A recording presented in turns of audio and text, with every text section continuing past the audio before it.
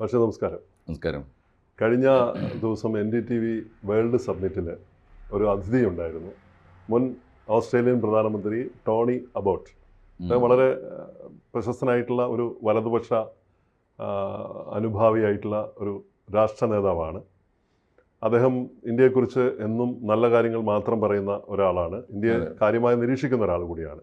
അദ്ദേഹം ഇന്ത്യയെ വിശ്വഗുരു മാത്രമല്ല, ലോകത്തിൻ്റെ ലീഡർ ആവാൻ പോകുന്ന, ഈ നൂറ്റാണ്ടിൽ ലോകം ഒരുപക്ഷെ ഏറ്റവും കൂടുതൽ ശ്രദ്ധിക്കുന്ന, ഭരിക്കാൻ പോകുന്ന, നേതാവാകാൻ പോകുന്ന ഒരു രാജ്യമാണ് ഭാരതമെന്ന് അദ്ദേഹം പറയുമ്പോൾ അതിനോടൊപ്പം അദ്ദേഹം നിരവധി കാര്യങ്ങൾ നമ്മെ ഓർമ്മിപ്പിക്കാനായി പറഞ്ഞിട്ടുണ്ട്. നമ്മുടെ ഓർമ്മയ്ക്ക് വേണ്ടി, നമ്മൾ വളരാൻ വേണ്ടിയുള്ള ചില നിർദ്ദേശങ്ങളും അദ്ദേഹം പറഞ്ഞിട്ടുണ്ട്. ഈ വാർത്താക്കുറിപ്പിലൂടെ സഞ്ചരിക്കുമ്പോൾ മാഷ് എങ്ങനെയാണ് ഈ വിഷയത്തെ നോക്കിക്കാണുന്നത്? അല്ല, ടോണി അബോട്ട് നമ്മളെക്കുറിച്ച് നല്ലത് പറയുന്നത് അദ്ദേഹം ഒരു അതിഥിയായി വന്നത് കാണിക്കുന്ന ഒരു മര്യാദയല്ല. അദ്ദേഹം ഈ ഇന്ത്യയെക്കുറിച്ചുള്ള പ്രതീക്ഷകൾ നേരത്തെ പങ്കുവച്ചിട്ടുണ്ട്. നരേന്ദ്രമോദി അധികാരത്തിൽ വരുന്ന 2014 അദ്ദേഹം ഓസ്ട്രേലിയൻ പ്രൈം മിനിസ്റ്ററാണ്. അന്ന് ഔദ്യോഗികമായി തന്നെ അദ്ദേഹം പ്രകടിപ്പിച്ച ഒരു പ്രതീക്ഷയാണിത്. എനിക്ക് ഇന്ത്യയെക്കുറിച്ച്, ഞാൻ ഇന്ത്യയെ സൂക്ഷ്മമായി നിരീക്ഷിക്കുന്ന ഒരാളാണ്. ഇന്ത്യയിൽ വന്ന ഈ ഭരണമാറ്റം ഒരു സുസ്ഥിരമായ ഭരണം ആയിരിക്കുമെന്നും ഇന്ത്യയുടെ ഒരു വളർച്ച ഇനിയുള്ള കാലം നമുക്ക് നോക്കി നിന്ന് കാണാമെന്നും ഒക്കെ ഉള്ള ഒരു പ്രതീക്ഷ അത് അദ്ദേഹം പറഞ്ഞിരുന്നു. അത് തെറ്റിയില്ല. മാത്രമല്ല, അത് യാഥാർത്ഥ്യമായി കാണുന്നതിൻ്റെ സന്തോഷമൊക്കെയാണ് ഇപ്പോൾ NDTVയുടെ ഗസ്റ്റായിട്ട് വന്നിട്ട് അദ്ദേഹം പറഞ്ഞത്. അതുകൊണ്ട് അതിൽ വിശ്വാസ്യതയുണ്ട്. മാത്രമല്ല, അദ്ദേഹത്തെ ആ പറയുന്നതിൽ ആത്മാർത്ഥതയുണ്ട്. പ്രധാനമന്ത്രിയുടെ സാന്നിധ്യത്തിലാണ് അദ്ദേഹം. അതുകൊണ്ടാണ് ഇപ്പോൾ വേണമെങ്കിൽ ഇപ്പോൾ NDTVക്ക് ഓസ്ട്രേലിയയിൽ നിന്ന് ആരെയും വിളിക്കാം, അല്ലെങ്കിൽ ലോകരാജ്യങ്ങളിലെ നിലവിലുള്ള ഇപ്പോൾ ഓസ്ട്രേലിയയിൽ നിന്ന് തന്നെ വിളിക്കുമ്പോഴുള്ള പ്രശ്നം എന്താ വെച്ചാൽ, ഇപ്പോൾ അവിടെ ഈ ആൽബനീസോ എന്തായാലും പേര് ആൽബനീസ് എന്നാണ് തോന്നുന്നത് ഇപ്പോഴത്തെ പ്രൈം മിനിസ്റ്റർ. അദ്ദേഹം ലേബർ പാർട്ടിയാണ്. അപ്പോൾ നയവും നിലപാടും ഒക്കെ, പക്ഷേ NDTVയുടെ വേദിയിൽ വന്നിട്ട് നരേന്ദ്രമോദി ഇരിക്കുമ്പോൾ അവരുടെ നിലപാടിനെ, ഇപ്പോഴത്തെ നമ്മുടെ ഭരണകക്ഷിയുടെ നിലപാടിനെ വിമർശിക്കുന്ന ഒരാളെ തീർച്ചയായിട്ടും കൊണ്ടുവരില്ലല്ലോ. അപ്പോൾ അതിൽ ഔചിത്യം കാണിച്ചു. നല്ലത് പറയാൻ ഒരു ആഘോഷത്തിന്റെ വേദിയിൽ വന്നിട്ട് വിമർശനം ഉന്നയിക്കുന്നതിൽ അർത്ഥമില്ലല്ലോ. അല്ല, ഔചിത്യം കാണിച്ച കുറച്ചുകൂടെ നന്നായി ഇപ്പം തോന്നുന്നു അദ്ദേഹത്തിന്റെ പ്രസ്താവന. അത് പ്രസ്താവന ശരിവെക്കുക തീർച്ചയായും. അത് അദ്ദേഹത്തിന്റെ രാഷ്ട്രീയ നിലപാട് ഈ ഇന്ത്യയിലെ BJPയോടും NDAയുടെ ഒക്കെ നിലപാടുകളോട് യോജിച്ചു പോകുന്നുണ്ട്. ഇപ്പോഴല്ല വളരെ നേരത്തെ തന്നെ. ഈ ശുദ്ധ വലതുപക്ഷം എന്ന് പറഞ്ഞിട്ടൊരു പക്ഷം ഓസ്ട്രേലിയയിലില്ല. പക്ഷേ ലിബറലാണ് അവർ, ലിബറൽസാണ്. ലിബറൽസും ലേബറുമാണ്. ലേബർ എന്ന് പറയുമ്പോൾ അതിനൊരു ലെഫ്റ്റ് സ്വഭാവം വളരെ പ്രകടമായിട്ട്. ഇപ്പം നമ്മൾ പറയുന്ന ഈ ഉദാരവാദികൾ എന്ന് പറയില്ലേ, ഉദാര ജനാധിപത്യം എന്നൊക്കെ പറയുന്ന സംഗതിയാണ്. പിന്നെ ഇത് പറയാനിപ്പോൾ ഇന്ത്യൻ ജനാധിപത്യത്തെക്കുറിച്ച് നല്ലത് പറയാൻ ഓസ്ട്രേലിയൻ ജനാധിപത്യത്തിന് എന്തുമാത്രം അർഹതയുണ്ട് എന്നുള്ളത് ഞാൻ ക്രിട്ടിക്കലായിട്ട് കാണുന്ന ഒരാളാണ്. മഹാറാണി വാഴട്ടെ എന്ന് എല്ലാ ദിവസവും പ്രാർത്ഥിച്ചുകൊണ്ട് ദിവസം ആരംഭിക്കുന്ന ഒരു രാജ്യമാണ്. അവർക്ക് റാണിയാണ്. ബ്രിട്ടനും അങ്ങനെയാണ്. അവർക്ക് പ്രസിഡന്റ്, പ്രധാനമന്ത്രി എന്നൊക്കെ പറഞ്ഞ സാധനം ചടങ്ങാണ്. ഭരിക്കുന്നത് മഹാറാണി തന്നെയാണ്. പക്ഷേ പോളിസി മേക്കിങ്ങിൽ അവർക്ക് വലിയ പങ്ക് വഹിക്കാം എന്നേ ഉള്ളൂ. അപ്പോൾ അതുകൊണ്ട് ഈ റോയൽ ഡെമോക്രസി ഉള്ള ആളുകൾ വന്നിട്ട് ഡെമോക്രാറ്റിക് റിപ്പബ്ലിക്കുകളെ കുറിച്ച് നല്ലത് പറയുന്നതിന് നമ്മൾ അതിന് അർഹിക്കുന്ന മാർക്ക് കൊടുത്താൽ മതി. എങ്കിലും നല്ലതാണ് പറഞ്ഞത്. മാത്രമല്ല, അദ്ദേഹത്തിൻ്റെ സ്റ്റേറ്റ്മെൻറ്റ്, അദ്ദേഹത്തിൻ്റെ ആ സ്പീച്ച് വളരെ പ്രിസൈസ്ഡ് ആയിട്ടുള്ള ആ പ്രസംഗം, അറ്റിക്കുറുക്കിയുള്ള പ്രസംഗമാണ്. ആ പ്രസംഗത്തിൽ രണ്ടും ഉണ്ട്. ആ പ്രസംഗം അങ്ങനെയുള്ള നമ്മൾക്ക് നല്ലത്, നമ്മളെക്കുറിച്ചുള്ള പ്രതീക്ഷകൾ പങ്കുവെക്കുമ്പോൾ തന്നെ ആ വാക്കുകൾക്കിടയിൽ നമ്മൾ വായിക്കേണ്ടതും പഠിക്കേണ്ടതുമായിട്ടുണ്ട്. ഇപ്പം നരേന്ദ്രമോദിയെ ഇരുത്തിക്കൊണ്ട് നല്ലതേ പറഞ്ഞിട്ടുള്ളൂ നമുക്ക് പ്രത്യക്ഷത്തിൽ തോന്നാം. പക്ഷേ ഇന്ത്യക്കാർക്കും രാഷ്ട്രീയ വിദ്യാർത്ഥികൾക്കും നിരീക്ഷകന്മാർക്കും അതിനെ ആ വരികൾക്കിടയിൽ വായിക്കാൻ പറ്റും. ഇപ്പോൾ ഉദാഹരണം പറയുന്നത്, അദ്ദേഹം പറഞ്ഞ പ്രധാനപ്പെട്ടൊരു കാര്യം പുതിയ കാലത്ത് വളരെ പ്രസക്തമാണെന്ന് ഞാൻ കരുതുന്നുണ്ട്. അദ്ദേഹം പറയാത്തത് നമ്മൾ എക്സ്പ്ലെയിൻ ചെയ്യുമ്പോൾ ഇങ്ങനെയൊക്കെ പറയാം. അദ്ദേഹം പറഞ്ഞത് വേൾഡ് ലീഡർ ആവണം നിങ്ങൾ. ഇപ്പം നിങ്ങൾ വിശ്വഗുരുവാണ്. നിങ്ങളുടെ വിശ്വഗുരു എന്ന് പറഞ്ഞാൽ നിങ്ങളുടെ മാതൃക പിൻപറ്റാൻ ആളുകളുണ്ട്. സമാധാനത്തിൻ്റെ പാതയിൽ പോകുന്നു. എല്ലായിടത്തും നിങ്ങൾ, എല്ലാ യുദ്ധഭൂമികളിലും നിങ്ങൾ ചെന്ന് സമാധാനം പറയുന്നു. ഈ നിങ്ങളുടെ നാട്ടുകാരോട് നിങ്ങൾ ജനാധിപത്യമാണ് നിങ്ങളുടെ ഏറ്റവും വലിയ ശക്തി. അതൊക്കെ വളരെ പ്രധാനപ്പെട്ടതാണ്. പക്ഷേ ആ കൂട്ടത്തിൽ നിങ്ങൾ ഓർക്കേണ്ട ഒരു കാര്യം, നിങ്ങൾ പുതിയ ലോകത്ത് നിങ്ങൾ അമേരിക്കയെ വിമർശിച്ചുകൊണ്ടേയിരിക്കുകയാണ്. അപ്പോൾ ഓർക്കേണ്ട കാര്യം, അദ്ദേഹം പറഞ്ഞത് നിങ്ങൾ ഇനി അങ്ങോട്ട് ലീഡർ ഓഫ് ഫ്രീ വേൾഡ് ആണ്. ലീഡർ ഓഫ് ഫ്രീ വേൾഡ് എന്ന് പറയുമ്പോൾ അതിന് അദ്ദേഹം പറയാത്തൊരു അർത്ഥം കൂടിയുണ്ട്. ലീഡർ ഓഫ് ഫ്രീ വേൾഡ് എന്ന നിഘണ്ടുവിൽ നിന്ന് അദ്ദേഹത്തിന് കിട്ടിയൊരു വാക്കല്ല. അത് വേൾഡ് പൊളിറ്റിക്കൽ ഹിസ്റ്ററിയിൽ നിന്ന് കിട്ടിയ വാക്കാണ്. എത്രയോ കാലം എനിക്ക് നല്ല ഓർമ്മയുണ്ട്, നമ്മുടെയൊക്കെ കുട്ടിക്കാലം തൊട്ട് അമേരിക്കൻ പ്രസിഡന്റുമാർക്ക് ഈ ലോകത്തിലെ ബുദ്ധിജീവികൾ ചാർത്തി കൊടുത്തിരുന്ന ഒരു വാക്കാണ് ഫ്രീ. അതാണ് ലീഡർ ഓഫ് ഫ്രീ വേൾഡ്, സ്വതന്ത്ര ലോകം. എന്തിനാ കാര്യം എന്ന് വെച്ചാൽ സോവിയറ്റ് യൂണിയനൊക്കെ ഉണ്ടായ കാലത്ത് അത് സ്വതന്ത്രമല്ലല്ലോ. അപ്പോൾ സ്വാതന്ത്ര്യമുള്ള ലോകം എന്ന് പറഞ്ഞാൽ ഈ മുതലാളിത്ത ലോകമാണ്. ആ മുതലാളിത്ത ലോകത്തിന്റെ അർത്ഥത്തിലാണ് അത് പറയുന്നത്. അപ്പോൾ ഈ സ്വാതന്ത്ര്യമുള്ള ലോകം ഇപ്പോൾ അത് കുറെ കൂടി പ്രസക്തമാണ്. ഇപ്പോൾ അമേരിക്കയെക്കാളും ഒരുപക്ഷെ ചൈനയെക്കാളും ലോകത്തിലെ ആരെക്കാളും ഫ്രീഡം ഉണ്ട് ഇന്ത്യയിൽ. അതാണല്ലോ ജാക്മായെ പോലുള്ള ചൈനീസ് ബുദ്ധിജീവികളും ചൈനീസ് ഇൻഡസ്ട്രിയലിസ്റ്റുകൾ എന്ന് പറഞ്ഞൊരു പ്രധാനപ്പെട്ട കാര്യമാണ്. നിങ്ങൾക്ക് ആകാശത്തോളം സ്വാതന്ത്ര്യമുണ്ട്. നിങ്ങൾ പറയുന്ന ഒരു കുറവ് നിങ്ങളുടെ രാജ്യത്തെക്കുറിച്ചുള്ള നിങ്ങളുടെ പരാതി എന്താ? ഭയങ്കര അനാർക്കിസമാണ്, ഇവിടെ എന്തു ആവാം എന്നാണ്. അതാണ് നിങ്ങളുടെ ശക്തി എന്ന് പറയുന്നുണ്ട്. അപ്പോൾ ആ അർത്ഥത്തിൽ ഡെമോക്രസിയാണ് നിങ്ങളുടെ ശക്തി. പക്ഷേ അതിൻ്റെ അർത്ഥം നിങ്ങൾ ഈ അമേരിക്കയുടെ പഴയ പദവി, അമേരിക്ക പണ്ട് വഹിച്ചിരുന്ന കിരീടം ഇപ്പോൾ നിങ്ങൾക്കാണ് അർഹിക്കുന്നത്. നിങ്ങൾ അമേരിക്കയേക്കാൾ ലിബറൽ ആയിരിക്കുന്നു, അല്ലെങ്കിൽ നിങ്ങളെ അമേരിക്കയേക്കാൾ ഫ്രീ ആയിരിക്കുന്നു, ഫ്രീ വേൾഡ് ഉണ്ടാക്കി അതിന്റെ ലീഡറാണ് നിങ്ങൾ എന്ന് പറഞ്ഞാൽ ആ പദവി, അമേരിക്കയുടെ പദവി നമ്മൾ വഹിക്കുന്നു എന്ന് പറഞ്ഞാൽ അമേരിക്ക ഈസ് നോ മോർ എന്നാ പറഞ്ഞതിന് അർത്ഥമുണ്ട്. അദ്ദേഹം ഇപ്പോൾ എന്നാൽ ഇദ്ദേഹം ടോണി അബോട്ട് വന്നിട്ട് അമേരിക്കക്കെതിരായ എന്തെങ്കിലും പറഞ്ഞോ? പറഞ്ഞിട്ടില്ല. അദ്ദേഹം അദ്ദേഹത്തിന് നാട്ടിലേക്ക് തിരിച്ചു ചെല്ലുമ്പോൾ അതിന്റെ വിമർശനമൊക്കെ കേൾക്കേണ്ടി അതൊന്നും പറഞ്ഞിട്ടില്ല. പക്ഷെ വേൾഡ് ലീഡർ ഇനി അങ്ങോട്ട് ഇന്ത്യയാണെന്ന് പറഞ്ഞാൽ അമേരിക്ക അല്ല എന്നൊരർത്ഥം. രണ്ടാമത് അദ്ദേഹം പറഞ്ഞൊരു കാര്യം, അമേരിക്കയുടെ പദവി നിങ്ങളുടെ തലയിലെത്തുമ്പോൾ നിങ്ങൾ ഓർക്കേണ്ടത് ആരാണ് നിങ്ങളുടെ എതിരാളി എന്നാണ്. അമേരിക്കക്ക് ഒരു കാലത്ത് സോവിയറ്റ് യൂണിയൻ ആയിരുന്നു എതിരാളി, ഇപ്പോൾ ലോകത്ത് ആരാണ് എതിരാളി? ചൈനയാണ് എതിരാളി. അങ്ങനെയാണെങ്കിൽ നിങ്ങളുടെയും എതിരാളി ആരായിരിക്കണം? അത് ചൈനയാണ്.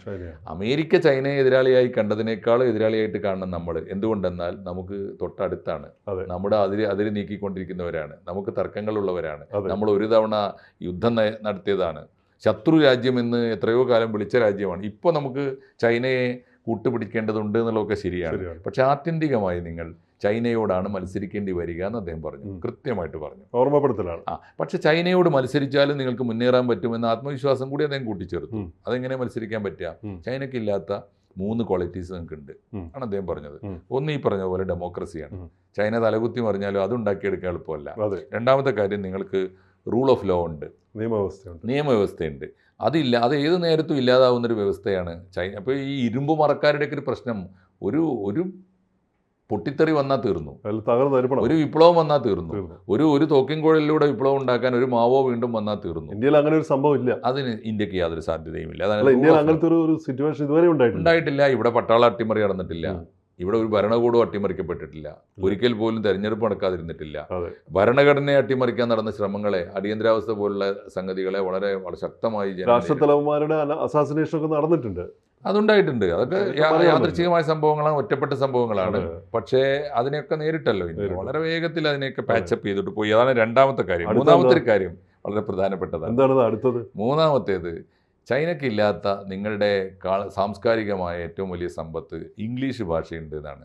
അത് അദ്ദേഹം പറയുമ്പോൾ അതിനെ നമ്മൾ കൈയടിക്കണം. കാരണം ഓസ്ട്രേലിയക്കാരൻ വന്നിട്ട് നിങ്ങളുടെ കയ്യിൽ ഇംഗ്ലീഷ് ഉണ്ട് എന്ന് പറയുന്നത് ഒരു വലിയ സർട്ടിഫിക്കറ്റ്, അതൊരു വലിയ പാഠം. ഇവിടെ നമുക്ക് മലയാളിക്ക് കുറച്ചുകൂടെ അഭിമാനിക്കാം. മലയാളി അപ്പോൾ ഇന്ത്യയിലെ തീർച്ചയായിട്ടും ഇംഗ്ലീഷിനെ ഒരു പക്ഷേ ഹിന്ദിയേക്കാൾ പ്രാമുഖ്യം നൽകിയ നാടാണ്. അത് ഹിന്ദി വിരോധം കൊണ്ടല്ല, തമിഴന്മാർ കാണിക്കുന്ന പോലെ ഹിന്ദി വിരോധമൊന്നും നമുക്കില്ല. നമ്മൾ ഹിന്ദിയെയും ചേർത്ത് പിടിച്ചു. നമ്മൾ ഇംഗ്ലീഷ് ഭാഷയെ, നമ്മുടെ മാതൃഭാഷ പഠിച്ചു, ഇംഗ്ലീഷും പഠിച്ചു, ഒപ്പം മൂന്നാം ഭാഷയായിട്ട് നമ്മൾ ഹിന്ദിയും പഠിച്ചു. അതുകൊണ്ട് നമ്മളാണ് അതിൽ മാതൃക. നോർത്ത് ഈസ്റ്റിൽ ചില സ്റ്റേറ്റുകൾ അങ്ങനെ ചെയ്യുന്നുണ്ട്. ഇംഗ്ലീഷിൽ അവർ ഇംഗ്ലീഷ് പൊതുഭാഷയായിട്ട് അവർ പൊതുഭാഷയല്ല അവരുടെ അധ്യയനം. നമ്മളെ നോർത്ത് ഈസ്റ്റിലെ എല്ലാ സംസ്ഥാനങ്ങളിലെയും ഭാഷ അതാണ്. ബാംഗ്ലൂരിലേക്ക് പ്രധാനപ്പെട്ട ഭാഷ അതാണ്. അപ്പോൾ സത്യത്തിൽ ഇനി എൻ്റെ ഒരു അഭിപ്രായം ചർച്ച വന്നപ്പോൾ പറയാൻ, എൻ്റെ ഒരു നിരീക്ഷണം അനുസരിച്ച് പുതിയ ലോകത്ത് നമ്മൾ സ്വീകരിക്കേണ്ട പാറ്റേൺ, ഇന്ത്യ തന്നെ സ്വീകരിക്കേണ്ട പാറ്റേൺ എന്താണ്? എല്ലാ അധ്യയന മാധ്യമവും ഇംഗ്ലീഷാക്കുക. എന്നുവെച്ചാൽ കേരളത്തിലെ തന്നെ എല്ലാ സ്കൂളുകളും, എല്ലാ സർക്കാർ സ്കൂളും, എല്ലാ എയ്ഡഡ് അൺഎയ്ഡഡ് എല്ലാ സ്കൂളുകളും, ഗവൺമെൻറ് സ്കൂളുകളും ഒക്കെ ഇംഗ്ലീഷ് മീഡിയം ആക്കുക. മലയാളം ഒരു നിർബന്ധ ഭാഷയാക്കി മാറ്റുക. എന്നുവെച്ചാൽ ഓരോ സ്റ്റേറ്റിലും പ്രാദേശിക ഭാഷ, അവിടുത്തെ മാതൃഭാഷ നിർബന്ധ ഭാഷയായിട്ട് പഠിക്കണം. പക്ഷേ മീഡിയം ഓഫ് ഇൻസ്ട്രക്ഷൻ ഇംഗ്ലീഷ് ആവുകയും വേണം. അതായിരിക്കും നന്നാവുക. അപ്പോൾ ഈ പറഞ്ഞതിന് വേറൊരു അർത്ഥം കൂടിയുണ്ട്. നരേന്ദ്രമോദിജിയെ ഇരുത്തിയിട്ടാണ് പറയുന്നത്. അപ്പോൾ ഈ ഹിന്ദിക്ക് എന്തോ ഒരു വമ്പിച്ച പ്രാധാന്യം കൊടുക്കാനുള്ള ഒരു ശ്രമം ഗവൺമെന്റ് നടത്തുന്നു. കൊമ്പുണ്ട്, ചെറിയൊരു ദേശീയത പ്രശ്നമൊക്കെ അതിനകത്തുണ്ട്. പക്ഷേ ഒരു കാര്യം ഉറപ്പിച്ചോളൂ, ഹിന്ദി ലോകത്തിലെ മൂന്ന് ഭാഗം, ലോകത്തിൻ്റെ 1/3 സഞ്ചരിക്കാൻ ഹിന്ദി ഉപകാരപ്പെടും. കാരണം ഹിന്ദിക്ക് കുറേ വെറൈറ്റീസ് ഉണ്ടല്ലോ. ഇപ്പോൾ ഹിന്ദി ഉണ്ട്, ഉറുദു ഉണ്ട്, പേർഷ്യൻ ഉണ്ട്, ഇപ്പോൾ നമ്മുടെ ഈ അഫ്ഗാനി ഭാഷ, ഇന്തോനേഷ്യൻ ഭാഷ ഒക്കെ ഇതിൻ്റെ വേരിയൻസ് ആണ്. അപ്പോൾ വകഭേദങ്ങളാണ്. അതുകൊണ്ട് ഗുണമുണ്ട്, പക്ഷേ ഇംഗ്ലീഷ് നോളജ് ഇല്ല. അപ്പോൾ അതുകൊണ്ട് നിങ്ങൾ ഈ ഹിന്ദി മേൽ വല്ലാതെ പിടിക്കണ്ട. ഒറ്റ ഭാഷ ഒറ്റ വേൾഡ് അല്ല, അതുകൊണ്ട് ഇപ്പോൾ ടോണി അബോട്ട് പറയുന്നതിലൊരു മൊനയുണ്ട്. നിങ്ങൾ ഈ ഹിന്ദിയിൽ വല്ലാതെ പിടിക്കണ്ട. അതല്ല നിങ്ങളെ വേൾഡ് ലീഡറാക്കുക. കാരണം നിങ്ങൾ ഇന്ത്യ ഹിന്ദു, ഹിന്ദി, ഹിന്ദുസ്ഥാൻ പോരാ നിങ്ങൾക്ക്. ഇല്ലാത്തത് നമുക്കിനി എന്താ വേണ്ടത്? വസുധൈവ കുടുംബകമാണ് ആയിരിക്കണം. അത് അദ്ദേഹം പറഞ്ഞിട്ടില്ല, അദ്ദേഹം നാവില് വഴങ്ങാത്തതുകൊണ്ട് നമ്മൾ ചേർത്ത് പറയണം. ഇനി അങ്ങോട്ട് നമുക്ക് ഹിന്ദു, ഹിന്ദി, ഹിന്ദുസ്ഥാൻ പോരാ. ഹിന്ദുസ്ഥാൻ അപ്പുറത്ത് വസുധൈവ കുടുംബകമുണ്ട്. അതാണ് വേൾഡ്, അതിന്റെ ലീഡറാണ്.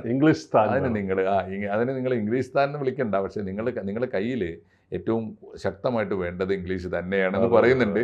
അത് വേറെ ആർക്ക് മനസ്സിലായില്ലെങ്കിലും ഒരു കാര്യം കൂടിയുണ്ട്. മറ്റു ലോകത്തുള്ള ഏത് രാജ്യത്തുള്ള ആളുകളെക്കാൾ കൂടുതൽ, വേറൊരു ഭാഷ പഠിക്കുന്ന ആളുകളെക്കാൾ കൂടുതൽ ഇന്ത്യൻസിന് ഇംഗ്ലീഷ് പഠിക്കാൻ വളരെ എളുപ്പമാണ്. ഇംഗ്ലീഷ് പഠിക്കേണ്ടതുണ്ട്. എനിക്കൊന്നും ഇംഗ്ലീഷ് കുറെ കൂടി. അതിനൊക്കെ നമ്മൾ ഈ ശശി തരൂരിനൊക്കെ ഗുരുവാക്കണം. അദ്ദേഹത്തിന് മദർ ടങ് അതായതുകൊണ്ടാണ്. ഈ അമ്മയിൽ നിന്ന് കിട്ടുന്നതാണല്ലോ ഭാഷയുടെ പ്രശ്നം. അക്കാര്യം നമ്മൾ ഇപ്പോഴും പുറകിലാണെന്നേ. ഇപ്പം ഞാൻ പറഞ്ഞില്ലേ, ഇപ്പോൾ നമ്മൾ തമ്മിൽ സംസാരിക്കും, കന്യാസ്ത്രീകളുടെ പോലും ഭാഷ ഇതാണെങ്കിൽ. ഇപ്പം ഞാൻ കഴിഞ്ഞ ദിവസം ആ പള്ളുരുത്തിയിലെ സ്കൂളിലെ വിവാദം ഉണ്ടായപ്പോൾ, ഹിജാബ് വിവാദമൊക്കെ നന്നായി. പക്ഷെ അവിടുത്തെ ഹെഡ് മിസ്ട്രസ് നടത്തിയ ആ ഭീകരമായ നാടകീയമായ പത്രസമ്മേളനത്തിൽ ഓക്വേർഡായിരുന്നു ഒന്ന്. ആവശ്യമില്ലാത്ത ആക്സെൻറ്റും ആവശ്യമില്ലാത്ത ആക്ഷനും. പക്ഷേ അതിനേക്കാളും ഏറ്റവും ഓക്വേർഡായത് എന്താണ്? അവരുടെ ഇംഗ്ലീഷാണ്. അതിന് ആക്സെന്റ് ഉണ്ടായിരുന്നില്ല, ഗ്രാമറും ഉണ്ടായിരുന്നു. എല്ലാ അഭിപ്രായങ്ങളുടെയും ശോഭ കെടുത്തിയത് എല്ലാം കെടുത്തി കളഞ്ഞു. അതുകൊണ്ട് ഇതാണ് ഇപ്പോൾ അവിടുത്തെ പ്രിൻസിപ്പലിന്റെ സ്ഥിതി എങ്കിൽ, പിന്നെ ആ വലിയ ഫീസ് കൊടുത്ത് പഠിക്കുന്ന കുട്ടികളുടെ സ്ഥിതി എന്താണെന്ന് നമ്മൾ ആലോചിച്ചു പോയി. അതിന്റെ കാര്യം. ഓക്കെ, എന്തായാലും ഇദ്ദേഹത്തിന്റെ ഓർമ്മപ്പെടുത്തൽ, ഈ ടോണി അബോട്ടിന്റെ ഓർമ്മപ്പെടുത്തൽ ഒരു ഐ ഓപ്പണറാണ്. ഞാൻ പറഞ്ഞ വേറെ ആർക്കും മനസ്സിലായില്ലെങ്കിലും മോദിക്ക് മനസ്സിലായിട്ടുണ്ട്. ഇനി വിദഗ്ധന്മാർ പറയുന്ന വേറെ ചില സംഗതികൾ കൂടിയുണ്ട്. വേൾഡ് ലീഡർ ആവണമെങ്കിൽ നമുക്ക് ഈ സാമ്പത്തിക പുരോഗതിയും സാങ്കേതിക പുരോഗതിയും പോരാ. നമുക്ക് ഒരു കാരണവശാൽ നമ്മളിപ്പോൾ അമേരിക്കയെ വിമർശിക്കുന്നത് എങ്ങനെയാണ്? അമേരിക്കക്കകത്ത് ദാരിദ്ര്യമുണ്ട്, കടക്കണിയുണ്ട്, ഹോംലെസ് ഉണ്ടല്ലോ. ആ അവസ്ഥ ഇന്ത്യയിൽ ഇല്ലാതാക്കലും കൂടി ആയാലേ നമ്മൾ വേൾഡ് ലീഡർ ആവുള്ളൂ. അത് ഉണ്ടാവരുത്. ഇന്ത്യയെ നോക്കൂ എന്ന് ലോകത്തിന് പറയാൻ പറ്റണം. അപ്പോൾ എല്ലാ കാര്യത്തിലും നമ്മൾ എത്തണം. അപ്പോൾ അങ്ങനെ ആകുമ്പോൾ സാമ്പത്തികമായ അസമത്വമുണ്ട്, പ്രാദേശികമായിട്ട് പറയാം. അപ്പോൾ അതുപോലെ പ്രാദേശികമായ വികസനത്തിൻ്റെ വലിയ തോതിലുള്ള വിദ്യാഭ്യാസ ദാരിദ്ര്യം ഇപ്പോഴുമുണ്ട്. വിദ്യാഭ്യാസത്തിൽ ഇപ്പോഴും അക്ഷരാഭ്യാസം ഇല്ലാത്ത ആളുകൾ ജീവിക്കുന്നത്. അത് നമ്മുടെ വൈവിധ്യം കൊണ്ടുകൂടിയാണ് കേട്ടോ. ഇത്ര വിശാലമായ നാട്, ഇത്രയേറെ ജനസംഖ്യ, അതുകൊണ്ടൊക്കെ സംഭവിക്കുന്നതാണ്. എങ്കിലും നമ്മൾ ഈ ആഗോള പുരോഗതിയോടൊപ്പം തന്നെ നമ്മുടെ ആഭ്യന്തര പുരോഗതി ഉണ്ടാകുന്നുണ്ട്. എങ്ങനെയാണ്? നമ്മൾ GDP കണക്ക് കൂട്ടുമ്പോൾ കൂടും. കാരണം ഈ ഉള്ളവൻ്റെ വരുമാനം, ഈ ശതകോടീശ്വരന്മാരുടെ എണ്ണം കൂടുന്നുണ്ട്, അവരുടെ ആസ്തിയും കൂടുന്നുണ്ട്. അപ്പോൾ ആ ആസ്തിയൊക്കെ ഡിവൈഡ് ചെയ്യുമ്പോൾ ഈ പട്ടിണി പാവങ്ങൾക്ക് കൂടി കിട്ടും. പക്ഷേ കണക്ക് ബുക്കിലേ കിട്ടുള്ളൂ, ജീവിതത്തിലേക്ക് വരുന്നില്ല. അത് വരുത്തണം എന്നാണ് ഈ പറഞ്ഞതിൻ്റെ അർത്ഥം. അത് ഈ വാർത്തയോടൊപ്പം നമ്മുടെ വിദഗ്ധന്മാർ വിലയിരുത്തുന്നുണ്ട്. ടോണി അബോട്ടിന് എല്ലാ നന്ദിയും പറഞ്ഞുകൊണ്ട് തന്നെ ആ പറഞ്ഞതിലേക്ക് എത്തിച്ചേരാൻ അത്ര എളുപ്പമല്ല. നമ്മൾ കഷ്ടപ്പെടേണ്ടതുണ്ട്. കഷ്ടപ്പെടുക എന്ന് വെച്ചാൽ നമ്മൾ ലക്ഷ്യം വെച്ച് പ്രവർത്തിക്കേണ്ടതുണ്ട് എന്ന് പറയാം. തീർച്ചയായിട്ടും അത്തരത്തിലേക്ക് മൂവ് ചെയ്യാൻ നമുക്കൊരു വലിയ എനർജിയാണ്. കാണണം. അങ്ങനെ കണ്ടാൽ മതി. എല്ലാ നല്ല വാക്കുകളെയും നന്ദി പറഞ്ഞുകൊണ്ട് തന്നെ നമ്മളാണല്ലോ തീരുമാനിക്കേണ്ടത് അതിനോട് നമുക്ക് എന്തുമാത്രം നീതി പുലർത്താൻ പറ്റും. അങ്ങനെയാണെങ്കിൽ നമ്മൾ ഏത് വഴിക്കാണ് സഞ്ചരിക്കേണ്ടത്? വളരെ പ്രധാനമാണ്. ടോണി അബോട്ടിന് നന്ദി. NDTV സംഘടിപ്പിച്ച NDTVക്ക് നന്ദി. അത് കേട്ടുകൊണ്ടിരുന്ന പ്രധാനമന്ത്രി ഇതെല്ലാം മനസ്സിലാക്കിയിട്ടുണ്ടാവണം. ഭാവി എന്താണ് അദ്ദേഹം തീർച്ചയായിട്ടും അത് മാറ്റിപ്പണിയുക തന്നെ ചെയ്യും. വിശ്വഗുരുവിൽ നിന്നും വിശ്വനേതാവായിട്ടുള്ള വളർച്ച ഇന്ത്യക്ക് സംഭവിക്കട്ടെ. കൂടുതൽ വാർത്തകളും വിശേഷങ്ങളും നിങ്ങളിലേക്ക് എത്താൻ ABC മലയാളം സബ്സ്ക്രൈബ് ചെയ്യുക, ബെൽ ബട്ടണും അമർത്തുക.